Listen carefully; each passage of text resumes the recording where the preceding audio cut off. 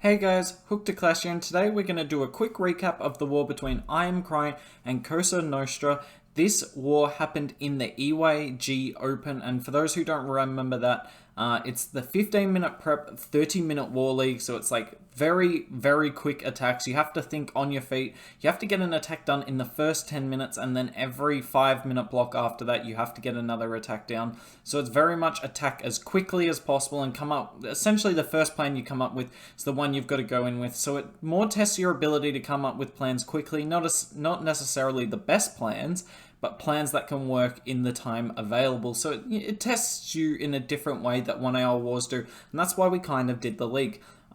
Obviously, for us at least, we're slower planners, so we didn't enjoy it as much, but as you can see here, we win this week, and this was in the round of 32. So we're into the round of 16 now, which is crazy. We didn't think we'd go this far in this tournament. It's not really, it doesn't really match our strengths, but we're still going really strong here, and as you can see, we came in with a 13-13 win. So GG to Cosa Nostra. They put up a really good fight. And we'll go through the attacks from top to bottom. Eliot here coming in with the Queen Charge Lalo. I know you were all thinking hybrid, but Eliot's been doing a lot of Queen Charge hybrid lately. Queen Charge Lalo lately, sorry. It's kind of like Lex. If you've all been watching Lex for a bit now, he used to basically only do hybrid attacks. But now Lex is like venturing to the Queen Charge Lalo and obviously Super Witches, but that's another separate issue.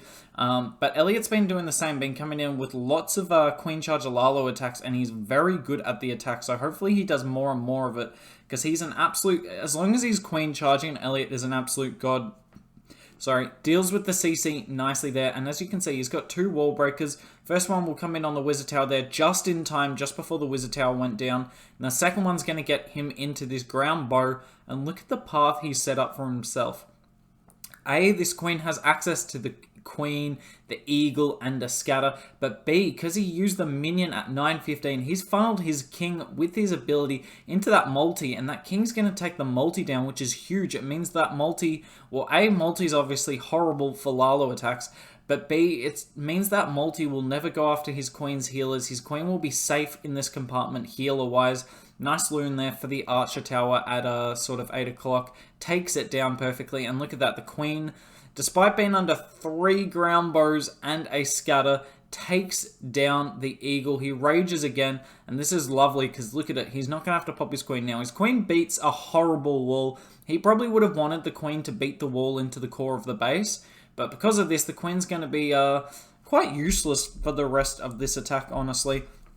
Or at least for the next little bit. Actually, towards the end, she does get a little bit useful. As you can see, he's Laloing in. You have to be very heavy with your deployments into multis, because multis are so hard to Lalo. But he does a nice job there. And look, he's using the RC with the Lalo here. He saw no real benefit to bringing the RC to help the Queen charge out. And look, it looks like the RC is going to die, but the Warden ability plus the Headhunters take out the King. Unfortunately, though, the Warden kind of follows the RC, because obviously he's attracted to the most troop space, and the RC is a lot of troop space. So it doesn't mean that his Lalo falls apart to the end here. He's already used his RC ability. Thankfully, she just takes out the scatter, and that is super clutch. Look at this Queen beating walls. I think she's damaged one of these walls as well. No. Maybe that one. I don't know. But yeah, this queen does nothing for a large proportion of this attack. And look, the Lalo actually slowly dies out, but he's hung onto that queen ability, and he's still got this freeze, and he's not going to use the freeze for the queen. He actually uses it on the air defense to keep his pups alive. I can't remember how close this was on time, but this is a lovely attack in from Eliot. Not an overkill at all, but a nice Queen Charge Lalo regardless. So we're going to come into the second attack, and SLS is going to be coming in with the Super Witches, and this, honestly, is the most interesting army in the game right now, because, well, maybe interesting is the wrong word. It's definitely broken. Not a lot of people expect it to be so strong, but if you've been watching the World Championship qualifiers, which are on this weekend, Tribe Gaming has been abusing this attack strategy like nothing else you've ever seen. They've done 9 Super Witch hits in their last 10 attacks. It's crazy. Even when Hybrid was meta, you still wouldn't see that many Hybrids out of 10. So it's crazy that they've found an attack strategy that is so strong versus a variety of bases.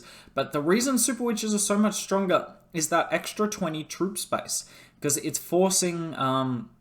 it allows you with that extra 20 troop space to justify bringing a 5th Super Witch.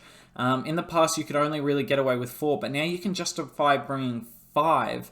So it's like the 20 troop space doesn't seem like a lot to most strategies, but for this, it's an extra Super Witch effectively. And that's what, an extra 25% on what you were bringing before. So it's crazy.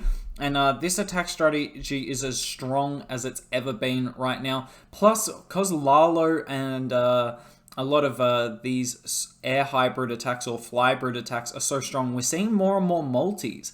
But multis get wrecked by Super Witches, because what's a multi going to do? Even a single struggles to take out all the health of these Super Witches, so what the hell is a multi going to do? And as you can see, I don't think this is an overkill in the end, and that's probably because, as you can see on the left-hand side, he did lose a couple of Super Witches to that single. Obviously, singles are the best way to stop this attack, not even any... It's really only the singles, to be honest. The singles are the only way you can stop this attack, and if you can't... If you can't have singles take out the Super Witches, then there's not a whole lot that will, unless you make it really hard to funnel.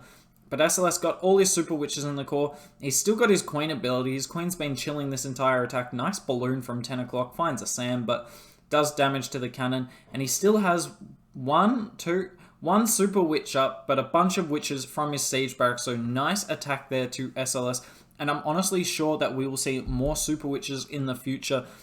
Certainly from Tribe Gaming tonight in the round of 4 or the semi-finals in the World Championship qualifier. I expect to see more. And honestly, I've been wanting to do a Super Witch guide on this channel for a while, but I can never get enough replays. I have got a few that I've commentated, but I think I'll do one soon. Let me know in chat if you'd like to see a Super Witch guide, because I have experimented with them a lot more than most people have, and yeah, I think I know a thing or two about it, and now that you can bring 5 of them, I think it's just going to be absolutely crazy. Anyways, we're missing this attack. Look at this zap value. Zapping the Eagle, Artillery, and the CC. They were just in range, so that's nice from there. Also getting an Expo, I believe. Uses the RC and the Quake to take out that bottom area, and the RC is going to clear out so many defenses. And then look, this wall break's going to be epic here. So he uses the King at sort of the 8 o'clock area, and he's just there to create a funnel using a Yeti as well. So quite an expensive, funnel, honestly. But with 300 troop space, you can still bring the exact same Lalo you were before if you're bringing a Yeti to funnel in. So it just makes these attacks so much easier. And look at the value he's going to get from just one wall break here. This base has the Town Hall and a Scatter Shot right next to each other, plus an Air Bow. I don't know if he'll get the Sweeper, but with the King and Queen, getting a Scatter and the Town Hall is well and truly enough value. Pops the Queen nice and early there, pops the King.